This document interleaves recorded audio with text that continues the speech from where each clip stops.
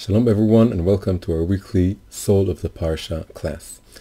This Shabbat we're going to be reading the parsha Bemidbar. It's really the first parsha of a new book, the fourth book within the 5 books of Moses. The book is called, in Hebrew, it's called Chumash Bemidbar, which literally means in the desert. In English, it's called the Book of Numbers. That's how it was traditionally called. There's actually a reason why it was called the Book of Numbers. That the reason is that the book and this parsha begins with a census of the Jewish people. The Torah has been given, and now they're in the desert, and they're beginning the main part of their journey towards the land of Canaan, soon to be, or in the future to be, the land of Israel. And before this whole journey starts, there is a census. They're counted. And the list is actually given twice. First in the very beginning, in chapter 1, and then again in chapter 2, the list is again repeated of all the numbers of all the tribes. Now, when we open the Zohar of this parasha, the Zohar that's around this parasha, we see a very interesting idea that's going to be the starting point of our meditation, or what we want to concentrate on today. So the Zohar starts with the beginning of the creation of the world, and how the world was stood, but then was collapsed, so to speak, by the primal sin, the original sin of Adam and Eve, and then it stood up with the third son of Adam and Eve, Seth, and then again it collapsed because of other sins. And then Abraham and Isaac and Jacob, they all made it stood, but it was never fully stable. The world wasn't stable until the giving of the Torah and the building of the tabernacle. So then the Zohar says, after the Torah was given and the tabernacle the instructions were given, and the tabernacle was built, then Hashem, God, decided to make a census to count all of his soldiers. So this is an expression, an idiom that doesn't appear in the Torah itself. This is a Zohar image or symbol that the Jewish people, the Israelites, are referred to as soldiers, and the census is like the commander, the officer-in-chief, gathering all of his soldiers and counting them to see what he has, what power he has to conquer the world with, or in a good way. And then the Zohar says something even more interesting. The Zohar speaks about 2 kinds of soldiers, 2 types of soldiers. And that's what we want to focus on today. What are the 2 types of soldiers? The first type of soldier, are soldiers of the Torah, Chayalin de'oraita. The second type of soldier is soldiers of the tabernacle, Chayalin de'mishkena. So we have Chayalin de'oraita, soldiers of the Torah, and Chayalin de'mishkena, soldiers of the tabernacle. So now this is interesting. The whole idea of soldiers is something interesting to look at, and the division into 2 types of soldiers is another very interesting thing. So let's start with what does the image of a soldier add to our understanding of the census in the beginning of this parsha. So really what it adds is that a soldier, by definition, he's taking an oath, every soldier, that if it comes to this, he's willing to sacrifice his life. That is, a soldier is someone who goes all the way. And when you're willing to sacrifice your life for something, it means you're connected to the highest level, the highest point, the innermost point of your soul, of who you are. And in that point, that's the only way anyone can sacrifice their lives is if they're connected to something that's higher than their life, which is a value, a belief, a connection, a bond that they have deep within them that's more precious than their own lives, because it gives their lives meaning. If the meaning of your life is just the fact that you're alive and other things that come through this, by virtue of being alive, you're able to enjoy food and drink and travel, whatever it is, then the purpose of your life isn't something transcendent. It's something immanent. It's within your grasp. But if what gives meaning to your life is something higher, then it comes across as the ability to sacrifice your life, to to do mesirut nefesh, as we say in Hebrew. So the idea of now the Zohar is teaching us that when we're reading the census, it's very boring, it's a lot of numbers, but really what we should be having in mind is it reminds us that if we want to go for something all the way, or in this case to be connected to God, to be connected to the surface of God in this world, to be connected to something really high and spiritual, we have to think of ourselves, among other things, we can think of ourselves as children of God, we can think of ourselves as the wife of God, each and every one of us, and collectively also as the wife, the spouse of God. It's more intimate. And there is something else also, which is like a soldier. A soldier is not, it's not like a son or like a spouse. It sounds more distant, but in a way there's something about the soldier that is intimately connected with the king, let's say, who's sending him to the war, even more than a son or a spouse, because he's willing to do everything for his king, for the one who's sending him into this battle. So in a way there's something, the love of a soldier, of an emissary to whoever sends him. You can think about Chabad emissaries all over the world, and they were able to do this mesirut nefesh, going all the way to another country and building a Chabad house and dedicating their lives to it, all of their lives to it sometimes. This only can only come from an immense, deep love for their Rebbe. So they think of themselves as soldiers. It's well known that Lubavitcher Rebbe called his emissaries soldiers, and that's why the youth movement is called Tzivot Hashem, armies of God, and he called the mivtzaim, what's the word for mivtza? Operation, like a military operation, to go out and put on tefillin to people and to give people mezuzah. It's like a military operation, and he talked about mitzvah tank and all this imagery. It wasn't because he was a militaristic type. He wasn't a militaristic type at all. But it's because he wanted to evoke a kind of devotion that we see in armies, in soldiers.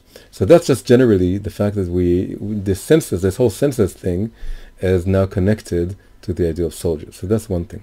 Now, what is this definition or distinction, separation between the soldiers of the Torah, Chayalin de Oraita, and soldiers of the Tabernacle, Chayalin de Mishkana? So first we'll say that it was a Hagra, the Vilna Gaon. He has an interpretation of the Zohar, and he said something which will be very meaningful for us. He said that where's the Zohar taking this from? That there are two types of soldiers. It's not written anywhere. He says the Zohar learns this from the fact that the census is listed twice. It was one census, but it's listed twice. So that evokes or suggests that there were two things going on here. It was one census, but it was two types of soldiers. It also suggests that really all of the soldiers are both, because it's one census, it's the same number of people. If they're listed twice, and one corresponds to this idea of a Torah soldier and the other one of a tabernacle soldier, it suggests that all of us are both. But first we have to understand what they mean separately, and we have to think of ourselves or people we know maybe as belonging more to one group and less to another group, and then we can think about them as really complementary, as something we want to include, contain within each one of us. So what really helps here are two terms that were used in Chabad very much. Chabad would traditionally characterize certain types of Hasidim as belonging to one of two groups. And the first category was the maskil. The maskil is the intellectual Hasid.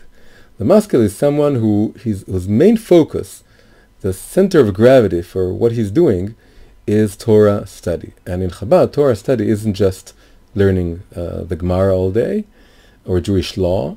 It's primarily learning the inner, deeper secrets of the Torah, the Hasidic level of the Torah, which is really based on Kabbalah. So learning all of this it's a kind of spiritual intellectual. It's not an academic intellectual. It's not a regular yeshiva rabbi intellectual whose study centers around Jewish law. It's a divine Hasidic intellectual who wants to understand the deep concepts of Hasidut, focus on them, carry them in their head, and it really gives him more and more of a grasp of what godliness is like, what Hashem is like, how He's operating in the world, how is the soul constructed, and all of this he puts together in his head, and he's walking on. He's like a soldier of the Torah. He's a soldier because he's giving it his all. He's going deeper and deeper, and some of the maskidim could be so into their meditation, their study, they wouldn't notice things that are going on around them, and because they were so invested in what they were learning. So in a way, the Chabad maskil type corresponds or gives us a good description of what it means to be a soldier of the Torah. He's like a soldier. It's like a battle, but it's something very spiritual. There's no real enemy here. It's like the Peace Corps, right? Peace Corps is like an army, a peacetime army. It's not an army that fights an enemy. It's an army that goes and conquers new lands, and conquers new territories, mental, spiritual territories, trying to gather them and understand them and build them one by one in their head. So that's the soldier of the Torah, the maskil. The other type Chabad described Hasidim as belonging to is the oived. The oived is, the maskil is the intellectual, the oived is literally it means worker. Someone who is doing work. What kind of work do we mean? Just like the maskil isn't the academic intellectual, so is the oived not a physical manual laborer, although that's a wonderful thing. But in Hasidus, the oived is someone who's doing inner work. He's working on his emotional attributes, on his midot. He's trying to cultivate within him really a tabernacle. So the oived is the soldier of the tabernacle. This is a war with an enemy, the enemy being the Yetzer Hara, the evil inclination, all the different, with all its different branches. It's the different negative inclinations within us that we have to overcome, and we're trying to turn our heart into a tabernacle, just as the injunction to build a tabernacle used the words, build me a tabernacle, and they shall build me a tabernacle, and I shall reside within them. It should have said reside within it, but it says reside within them, because really each and every one of us has to turn his heart into a tabernacle. Tabernacle in Hebrew is called Mishkan. It's a place where something resides, where the divine presence wishes to reside. It's up to us if God resides in our hearts or He doesn't. We have to turn our hearts into tabernacles. So this is the second type of soldier. The Tabernacle Soldier, Chayalin de Mishkana, are those whose primary focus, whose primary work is to turn their hearts into tabernacles. So again, we have two types of soldiers. We have two types of classic Chabad Hasidim, and again, it doesn't only apply to Chabad, right? Chabad used this because Chabad had a lot of the first type. All of the Hasidim are oived. They're doing their avodah. They're doing their work, their inner work. This is what Hasidut is all about. Is not to just study something intellectually. It's to turn it, to implement it, to let it filter and enter our hearts and become something very real and alive that changes who we are and how we act in the world. So all the Hasidim are oivdim, workers. They're doing inner work. But Chabad in particular, because Chabad stands for Chokhmah, Bina, Dat, wisdom, understanding, and knowledge, the intellectual faculties, Chabad put a strong emphasis on deep inner Hasidus study. So they had this type of the maskil more maybe than other Hasidim. So the distinction is made. But of course it doesn't belong in any way to Chabad or something like this. So we have these two types. And now we want to understand, because we had these two types without opening the Zohar and learning about the two types of soldiers. So now we want to whenever we have two concepts that we find a correspondence between them, two sets of ideas, and we make a correspondence between them, the purpose for this is that we learn something. There's this cross-pollination. That's one set teaches us something about the other set, and vice versa.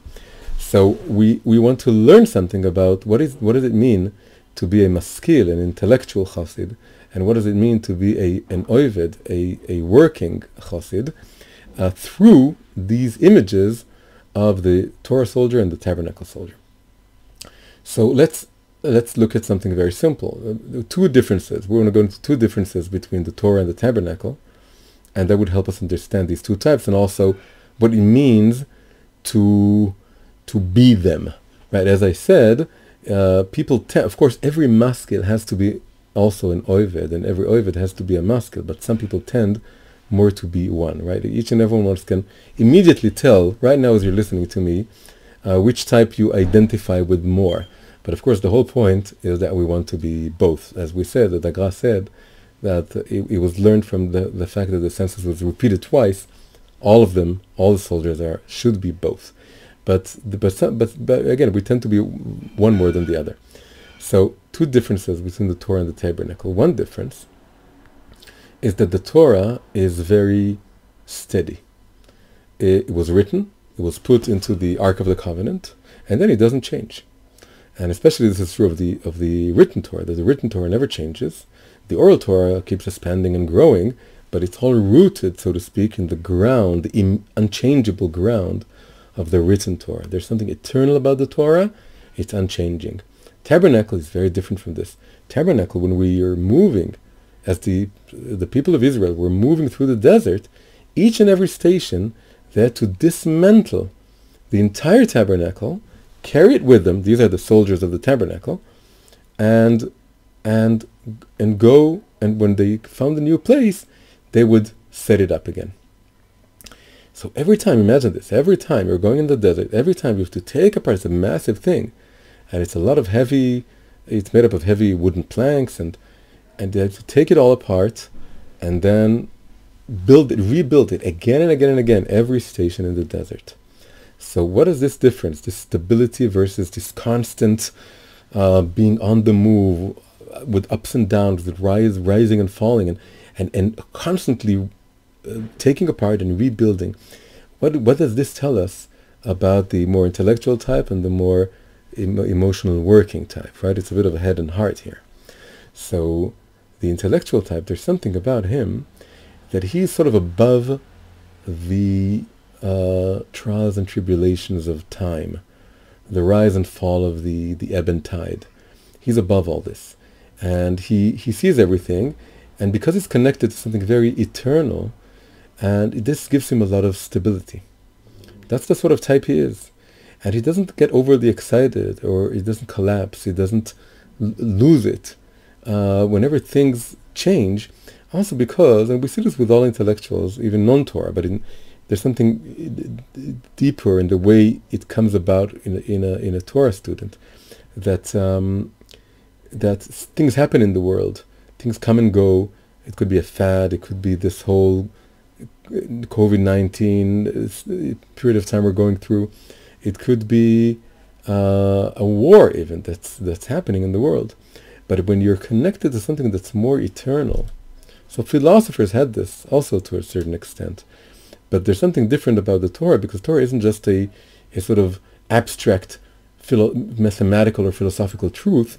It's the presence of God that's behind everything that's going in the world, and we know that things are being played out in the world, but there's something eternal, and there's someone, not just something, someone to be connected to in a very intimate way through Torah study that keeps you above all this. So if you're more of a maskil, more of an intellectual, you know this. And also if you're not, being more of a maskil, giving more time in your life to Torah study would help you achieve this kind of stability. There's something about this, the fact that we've been having this, we're carrying this Torah with us for millennia, for thousands and thousands of years, and we're studying it each year anew, and we're finding, it's constantly there. There's something about it that gives you a sort of calmness, and a sort of, again, this connection to something that things will happen here and there, and things will collapse, then they'll go back to being there where they were. Maybe they won't go back to being exactly the way they were, but it doesn't really matter, because there's this light, there's this thread of light that's going throughout history, your own personal history or biography with whatever is going on in it, the Jewish people's history, the universal history. There's something, this thread of light, the Torah being transmitted from generation to generation, it gives you this sort of calmness and stability. However, as you're descending from the level of the head to the level of the heart, and you're becoming a soldier of the tabernacle, your life is completely different. And again, we all have to be both. So being a soldier of the tabernacle means that every day you have to take apart what you had before, and you have to build it up anew. There's something about being a soldier of the tabernacle that you're very dynamic, and not only that, it doesn't help that you build a whole tabernacle the day before if now you're in a new place. You moved from one place to another place, or the world moved, or things change, or circumstances change.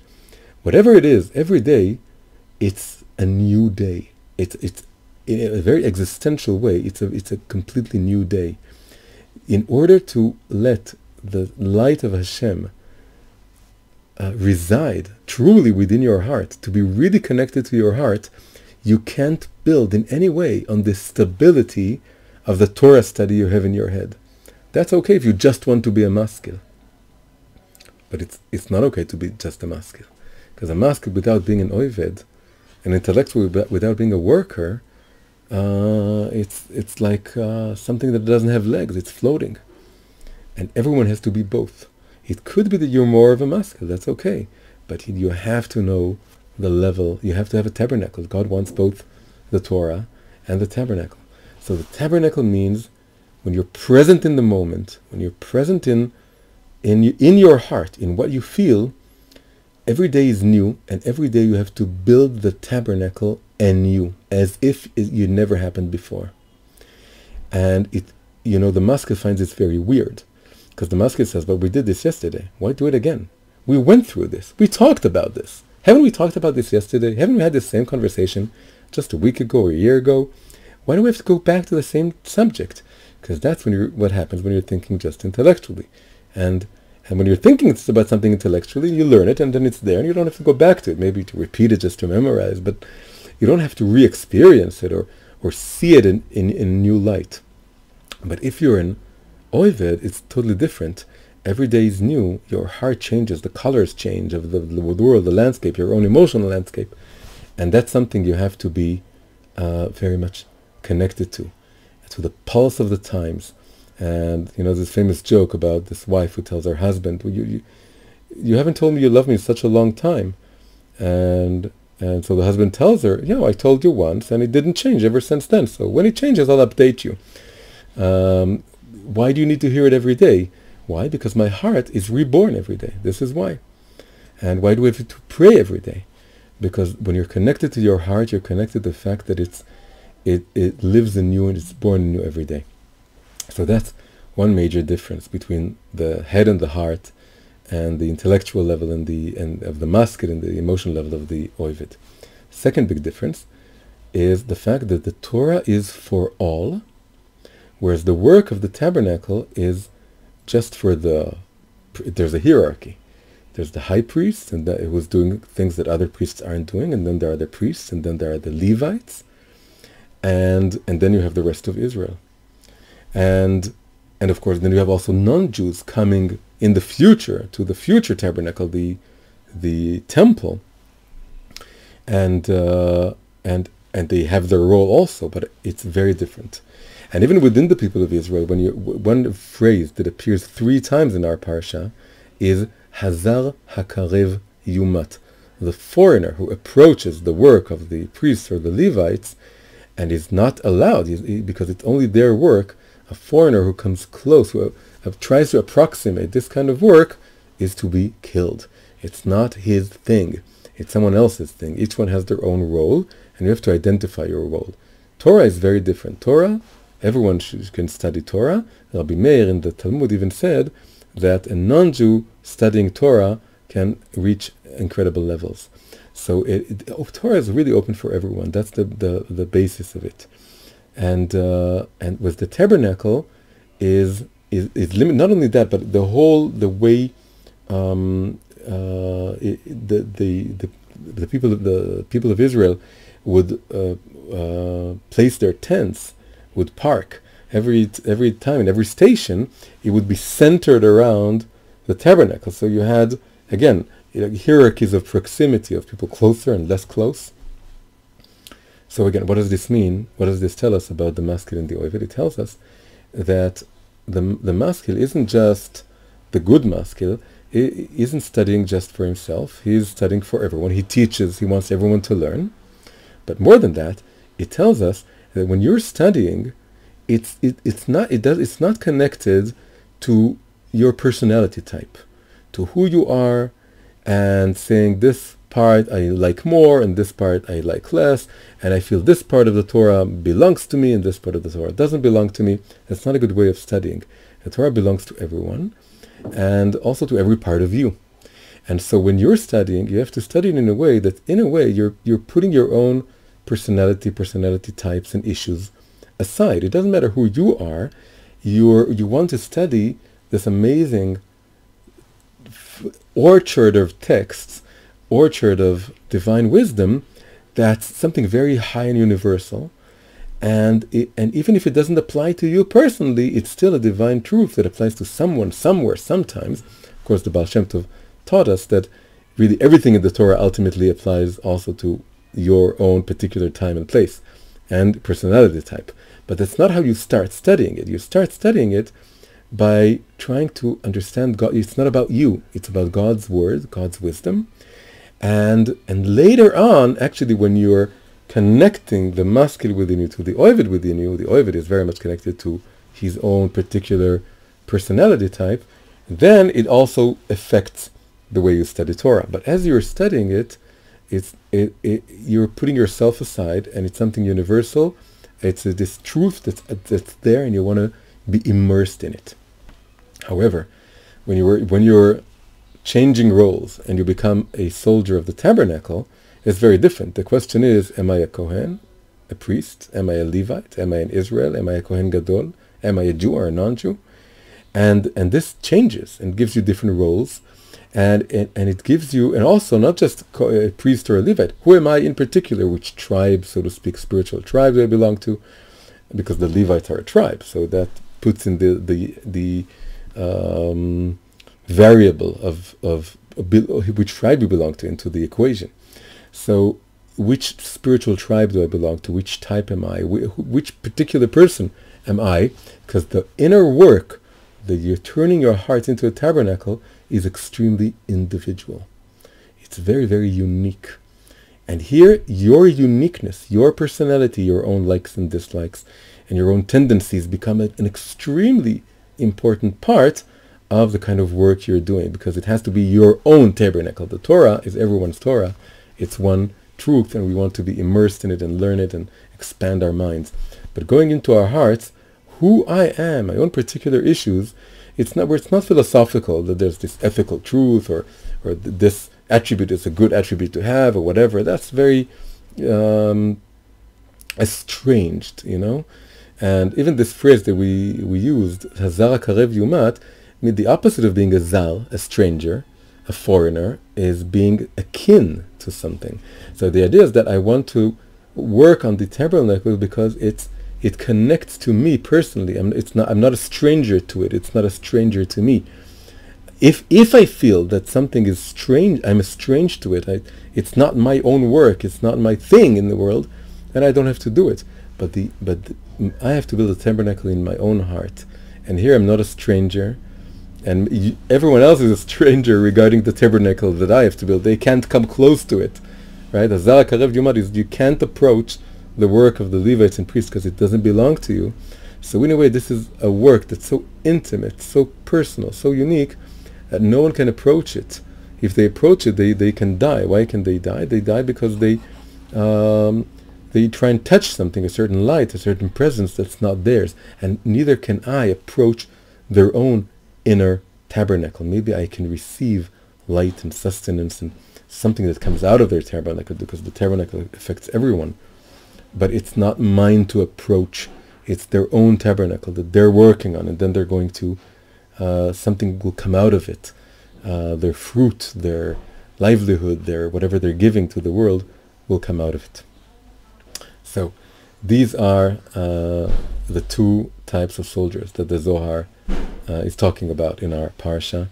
It's hinted at by the two censuses, and we can absolutely and should identify if we ourselves are more of a Torah soldier or more of a tabernacle soldier.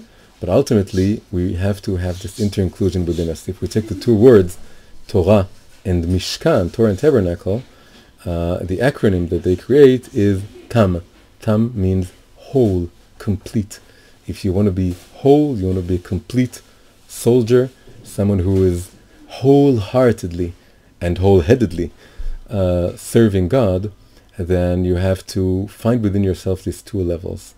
You want to have the stability and the universality of Torah wisdom, and you want to have the dynamic living from day to day, re-experiencing your heart and your life and your own very unique way on the level of your own personal heart, turning it into a tabernacle for God. So thank you very much, and may you have Shabbat Shalom, and I will see you next week.